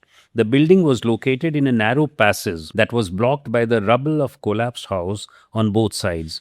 A few walls still stood, but those were severely hit. The entire structure looked like a hanging building. After assessing the situation, the team led by Kulish Anand, Assistant Commandant, NDRF, came up with the plan of drilling a hole so that the location of the trapped victim could be ascertained. It had to be done in such a way that the structure was not affected on account of vibrations. In fact, vibrations अगर होगा तो structure वो partially वो भी गिर सकता था. After illuminating the work site and ensuring the safety of the personnel, the team shredded some load from the site without disturbing the heavy rubble to prevent any vibrations. Then they stabilized the debris and made a 3 to 4 feet foxhole to confirm the victim was alive and conscious. Unfortunately, both her legs were, this is very important, that unfortunately both her legs were trapped in 2 different directions and she was hanging upside down. 2 wooden logs were jutting in front of her, one near her face and the other close to her chest. Digging them out or cutting them was not possible, as these logs provided shoring to the debris. The opening, on the other hand, proved to be narrow, Taking her out without releasing her legs looked difficult, rather impossible. Hence, it was decided to prepare another entry towards the direction of her trapped legs.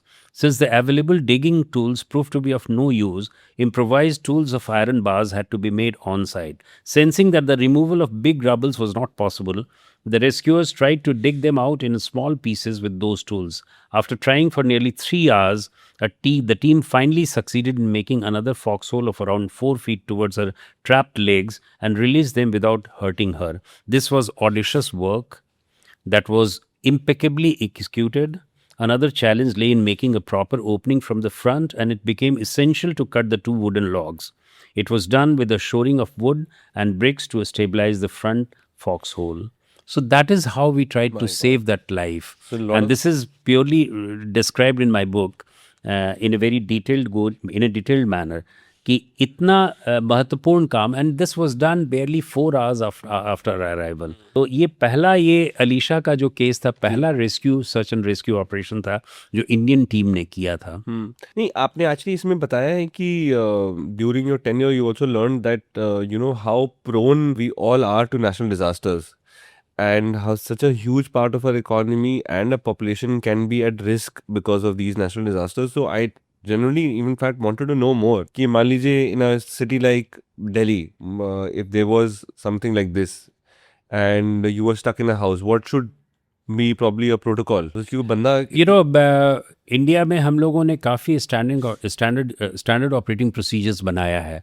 National disaster management authority which works at the national level, whose chairman is the honourable prime minister. तो उसने बहुत सारे scenarios के standard operating procedures बनाए हैं कि हमें क्या करना है, क्या नहीं करना है. और जैसा कि तुम जानते हो कि almost 70% Indian population seismic zone 3, 4 and 5 में रहती. Delhi is a very very prone earthquake prone area. और यही कारण है कि यहाँ पे vibrations, after shocks बहुत होते रहते हैं. And we can always face earthquake any time. And that too of a great magnitude. 7.8, 7.9 तो नेपाल में हुआ उसी तरह का. तो whole Himalayan belt जो है वो natural disaster से भरा पड़ा है, उसकी संभावना है. और इंडिया जो है यूएसए और चाइना के बाद थर्ड कंट्री है. 5 जो सबसे ज़्यादा डिफ़िकल्ट देश हैं जो हिट होते हैं नेचुरल डिजास्टर्स में, India is third amongst them after USA and China. और we are spending a lot of money on prevention of natural disasters and relief and rescue works. So ये हमारे लिए बहुत ज़रूरी है कि हम natural disasters के बारे में aware हों, अपने resilience को बढ़ाएं और community based disaster management करें. हम इसीलिए जब हमने NDRF में काम किया तो उसमें हम लोगों ने देखा कि response जो है वो professional होना चाहिए. It should be time bound, it should be mission specific, it should be technologically savvy. All these things should be there. तभी हम रिस्पॉन्स को साइंटिफिक बना सकते हैं, प्रोफेशनल बना सकते हैं. और यही कारण है कि हमारे जितने भी नेचुरल डिजास्टर्स हो रहे हैं और आजकल फ्रीक्वेंसी और इंटेंसिटी दोनों बढ़ गई हैं नेचुरल डिजास्टर्स की. और भले हमारे यहाँ डेथ्स कम हो रही हैं लेकिन इकोनॉमिक लॉसेस बहुत हो रहे हैं. जापान में जब डिजास्टर्स हुआ था, वहाँ पे ट्रिपल डिजास्टर हुआ, तो ऑटोमोबाइल इंडस्ट्री पे उसका सारे विश्व में उसका प्रभाव पड़ा. तो डिजास्टर्स के प्रभाव तो पड़ ही रहे हैं, चाहे म्यांमार का हो या कहीं पे भी हो. तो इस तरह के आज हम लोगों ने, आपने देखा होगा कि आज हम लोगों ने एक अलर्ट सिस्टम दिया है मोबाइल फोन्स पे कि कैसे हम पैन इंडिया की तरह अलर्ट सिस्टम दे सकते हैं. और ये अलर्ट सिस्टम का आज ट्रायल हुआ. और वो अलर्ट सिस्टम जो है अब रेगुलर तरीके से पूरे सिटीजन्स को दिया जाएगा ताकि हम वाकिफ हो सकें, अवेयर हो सकें कि in case of any natural disasters और in case of any man made disasters, how the people can be made aware of those disasters. So that's definitely a very heartening step in the right direction. Normally speaking, on some of these response times, मतलब कितना लगता होगा अगर if an incident was to take place and NDRF is called force on wheels. तो अगर वहाँ पे local कुछ होता है तो 15-20 मिनट में NDRF should reach there. So that is how. And NDRF की बहुत सारी बटालियंस है, 16 बटालियंस है ऑल ओवर द कंट्री. और उनके RRCs भी हैं, रीजनल रिस्पॉन्स सेंटर्स. तो जहाँ कहीं भी होगा. उसके अलावा स्टेट्स में हम लोगों ने SDRF, state disaster response force को भी बढ़ाया है. हेल्प. हाँ, तो वो किया है. So just to sign off on the last part of your tenure, which is in time, like you already mentioned, Mr. Yogi Adityanath, उसमें एक चीज आपने एक केस भी रिजॉल्व किया था जिसमें अल्मोड़ा मर्डर केस. उसमें there was a discussion about a Sherlockian style of investigation. In fact ये मर्डर नहीं है, ये बर्गलरी था. अच्छा. एक हाउस थेफ्ट था. और उस हाउस थेफ्ट में Almora is a very sleepy town, it's a very beautiful district. तो वहाँ बिनसर में एक घर में चोरी हुई थी. और वो घर जो था वो मिस्टर अरुण सिंह का था, जो राजीव गांधी के जब प्राइम मिनिस्टर थे तो उस समय minister of state for defence थे. तो उनके घर में चोरी हुई थी और बहुत मामूली चोरी हुई थी. और लोगों ने उसको उस समय चूँकि उन्होंने रिज़ाइन कर दिया था यूनियन कैबिनेट से, तो कई तरह की अफवाहें फैली कि ये बोफोर्स से संबंधित दस्तावेज थे जिनको चोरी कर लिया गया. अंत में हम लोगों ने उसको बहुत ही साइंटिफिक वे में उसका इन्वेस्टिगेशन किया और इन्वेस्टिगेशंस में फिंगरप्रिंट्स और रिकवरी ऑफ द जो भी स्टोलन प्रॉपर्टी थी उन सबों के आधार पे हम लोगों ने पिन पॉइंटेडली खोज निकाला कि किस व्यक्ति ने चोरी किया है जिसके पास से सामान बरामद हुआ. तो that was a very fine piece of investigations, scientifically forensic investigation का जो किया. Just to now last and final bit, just to sign off on some personal questions after this wonderful, beautiful, illustrious career. In your tenure, what has been the most difficult decision you have ever taken while in uniform? Something where the stakes were very high and the situation was deeply challenging for you as an officer. It's very difficult to say that which was the most challenging moment. Every life is a story. Yeah. And when you think of stories, then you think they're the tapestry of weaving through your experiences, through moments, through choices, that they are something which shape your destiny. And I have written very extensively all those anecdotes in my second book, Through My Eyes, in which I have narrated those moments which ultimately became story. And life, if you look at it, life is a story, and the police profession is not an ordinary profession. Right. It's a calling. You're supposed to give services to the people who need it, who need it most. तो मैं इसको हमेशा ये समझता हूँ कि challenging moments तो सभी होते हैं. और how you take them, it is always said that challenges are not so important. The response to those challenges are more important. Absolutely. So that is something which I would say that life is yours, and you have to make the best out of it. When you talk about responses, I also want to, looking back and looking ahead, in fact, because considering you are the president of the Indian Police Foundation as well, is there one thing you would like to kind of see a change in terms of police reforms going ahead? Absolutely. I would like to see the police in a very friendly atmosphere. Despite being a retired police officer and having worked in police department for 37 years, there are so many things which police need to reform itself. In fact, one has to go from the control-centric system to citizen-centric system. We need to be professional. We need to be technically savvy. We need to reform ourselves. I'm not talking of corruption alone. Corruption is something which we can talk in a very greater details. Yeah. But apart from corruption, there are many ways. You have to be sensitive. You have to be compassionate. You have to be, your action needs to be based on rule of law. And you have to be subservient to constitution rather than to any political master. And that is what friendly police would mean to that. Let it be a citizen's police. Let it not be a political master's police. We do not belong to any particular political party. We belong to the Constitution of India, and therefore the actions need to be scrutinized. And that is why there are checks and balances. And whenever there is a judicial decision, one has to feel happy about it, that after all, you cannot be an autocrat in your own way. Yeah. You have to be according to rule of law.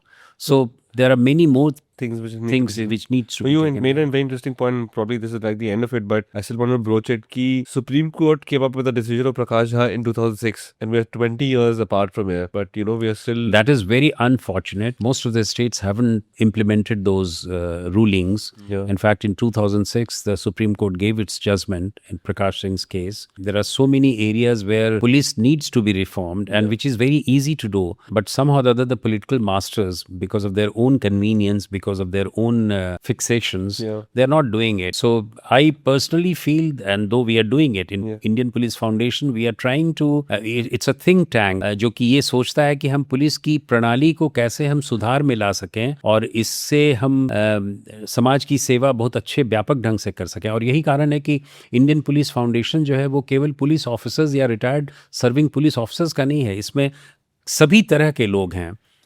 हमारे members में, हमारे board में non IPS officers भी हैं, common man भी हैं, सभी तरह के लोग हैं जो एक क्रॉस फर्टिलाइजेशन की तरह बात कर रहे हैं, थिंक टैंक की तरह काम कर रहे हैं कि हम किस प्रकार पुलिस की कार्य प्रणाली में सुधार ला सकें. Right. So there have been instances in your career where you were directly or indirectly offered bribes or undue perks, and you had to deal with such situations while staying firm in your position.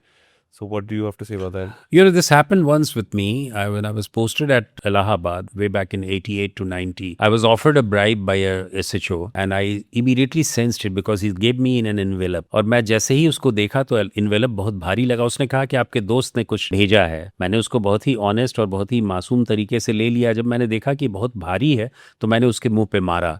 और मैं then I complained to the SSP and I said कि sir ये मुझे इस बात का दुख है कि इसने मुझे ये कैसे समझा कि मैं पैसे ले सकता. और I saw to it that he was suspended, a case was registered against him और इस तरह की बात हुई. तो ब्राइब्स जो हैं वो Part and parcel है, पर आप you stayed a lot far. I stood to my ground and I said कि nothing doing. Unfortunately, despite having such a good, honest and stellar career, we, like you rightly mentioned there, we are still far away from achieving the ideal. But if anyone has given more hope that there is still a possibility that we can get there and then the police can take the right steps forward, I think you, through your career, your books, your life, and this interview have definitely given lot much more for everyone and anyone to think that this is possible. So as a final guiding light for someone who's had such a stellar upright in career, my channel mostly seen by maybe younger generation professionals. So if there is one guiding principle which you thought you stuck by to ensure that you had such a stellar career, what would that be for? No, I would like to tell the youngsters that life is the best teacher, and through life you learn a lot many things, and this is for you to decide how you want to make your life. I would say that you be focused, you have the clarity of mind, clarity of thought, and whatever you do it from passion. You do something which your heart says, and then only you will succeed, because life is short and you have to make the most of it. Thank you so Thank much. you so much. for such a Thank you, Varun, for wonderful interview. हाय दोस्तों, शुक्रिया आज हमारे साथ जुड़ने के लिए. हमारे साथ कोई वकील या कोई जज नहीं थे. इतने जानी मानी बड़ी हस्ती है, बट ये हमारी इंडस्ट्री से नहीं है. और इनसे बात करके बहुत अच्छा इसलिए भी हमें लगा था क्योंकि इनकी कहानी बताने का तरीका, नजरिया एक किसी फिल्म से कम नहीं है. उसके साथ साथ हमें कानून के बारे में भी बहुत कुछ सीखने को मिला है, क्योंकि इनके थ्रू हमें गैंगस्टर एक्ट के बारे में पता चला. इतना फर्स्ट हैंड एक्सपीरियंस, इतना फर्स्ट हैंड नॉलेज शायद आपको कोई वकील भी क्रिमिनल साइड पे ना दे पाए. Thank you.